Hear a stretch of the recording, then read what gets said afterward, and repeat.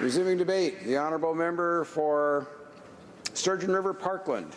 Well, thank you, Mr. Speaker. And the honourable member from Victoria asked, and as the good book says, if you ask, you shall receive. And we have a member from Alberta here standing up to represent another province in this great debate.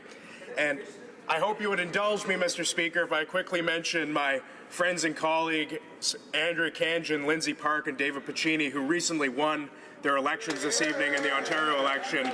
It was a pleasure serving with them here in Ottawa and knowing them as friends, and I'm very proud of them tonight, so I just wanted them to know that. Getting into the debate, Mr. Speaker, I rise to speak on Bill C-68, an act to amend the Fisheries Act. And I want to begin by saying that for my whole life, from the Fraser River all the way to Ontario's own Rideau lakes, my passion for fishing, and preserving and sustaining fish stocks is very important to me. And I'm passionate about preserving and sustaining fish and fish habitat, but I see little reason to support Bill C-68, a flawed bill that will over-regulate and that solves a problem that doesn't really exist. Canada has strong protections in place to ensure that the preservation of fish and fish habitats, but there's always room for improvement. And this Liberal government has rejected any amendments from the committee, amendments that would ensure the best legislation for Canadians.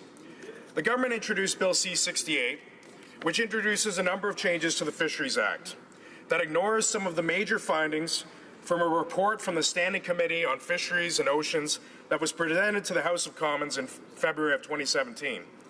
On September 19, 2016, the Fisheries Committee, including Liberal members, agreed to the following motion: that they would review and study the scope of application of the Fisheries Act, and specifically the serious harm to fish prohibition, how the prohibition is implemented to protect fish and fish habitat, the capacity of Fisheries and Oceans Canada to deliver on fish and fish habitat protection through project review, monitoring and enforcement, the definitions of serious harm to fish and commercial, recreational and aboriginal fisheries, the use of regulatory authorities under the Fisheries Act, and other related provisions of the Act, and provide its recommendations in a report to the House. Now, the committee convened 10 meetings in Ottawa from October 31st to December 12th in 2016, before presenting this report to the House of Commons in February of 2017. And overall, the committee heard from 50 different witnesses during the study and received over 188 submissions and briefing notes. It was a comprehensive study, Mr. Speaker, which, if the government were truly committed to strengthening the role of committees in this Parliament, would have formed the basis for C-68. However, Bill C-68 essentially ignores the committee's report, including one of the most important recommendations contained in the report. And this recommendation stated that any revision of the Fisheries Act should review and refine the previous definition of HAD, H-A-D-D, due to the previous definition's vulnerability to being applied in an inconsistent manner, and the limiting effect it had on the government agencies in their management of fisheries and habitats in the interest of fish productivity." End quote. Following testimony from 50 witnesses and briefing notes from more than 180 associations, groups, and individuals, it was agreed that a return to HAD was undesirable, and that should the government return to HAD, it needed to be refined and further reviewed. And Bill C-68 ignores the recommendation completely and introduces a return to HAD. Now, HAD is referred to in Section 35, subsection 1 of the legislation, and it states, "No person shall carry on any work, undertaking, or activity that results in the harmful alteration, disruption, and destruction of fish habitat," end quote. And essentially, Mr. Speaker, this means that any sort of development that's harmful to or that alters or disrupts or destroys any fish habitat could be stopped or not approved by the government.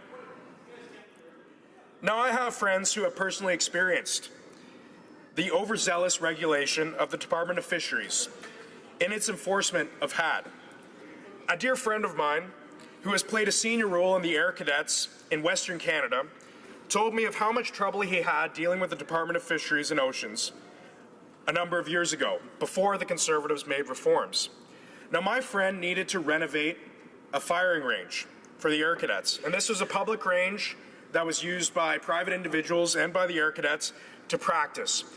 And he was required by new government regulations to renovate this range in order to make it live up to the codes that the government had set for it. And in the process of dealing with this one set of government regulations, he quickly ran afoul of another set of government regulations.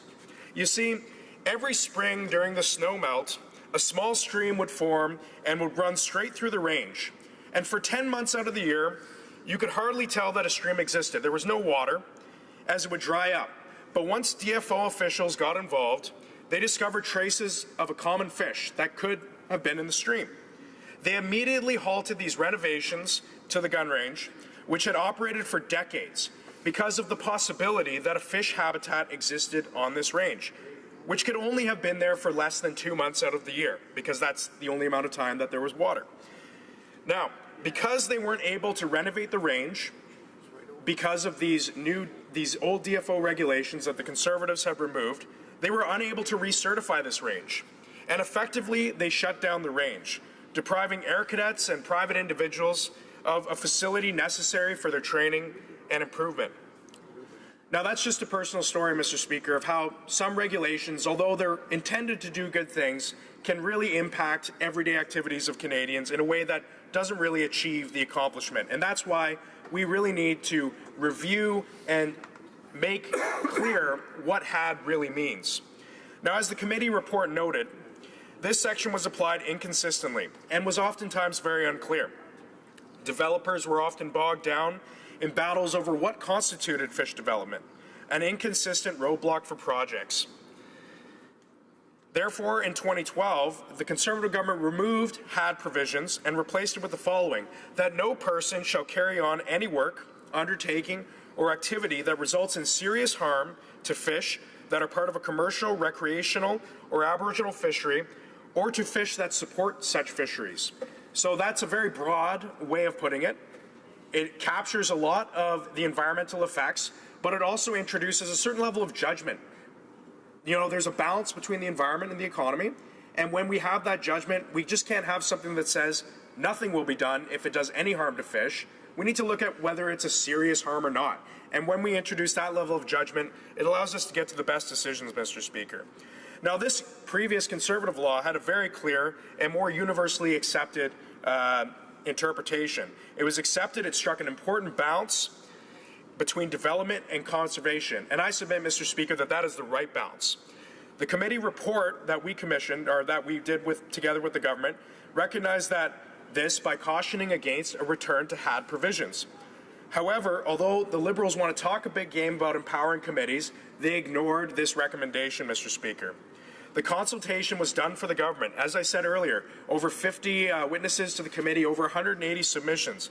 All they needed to do was read the report, and they could have seen it in black and white that a return to HAD provisions was not favorable amongst stakeholders. Not one single individual or organization was able to present the committee with any scientific proof of harm that resulted from the elimination of HAD in the 2012 legislation. And the 2012, therefore, I think we must assume that the 2012 legislation was working quite well. Now, the government has refused to listen to a committee and rejected all of the amendments. This government's approach to legislative, regulatory, and policy frameworks governing infrastructure projects and governing anything from your gun range to the way a local farmer manages their property will cause competitive disadvantages for Canadian companies across Canada and a massive regulatory headache for just everyday Canadians, Mr. Speaker. Now, we won't have a chance to make the necessary adjustments on this side of the House, but I really do urge our colleagues in the other place to take a long, serious look at Bill C-68 and make any necessary recommendations to this flawed legislation. Thank you, Mr. Speaker.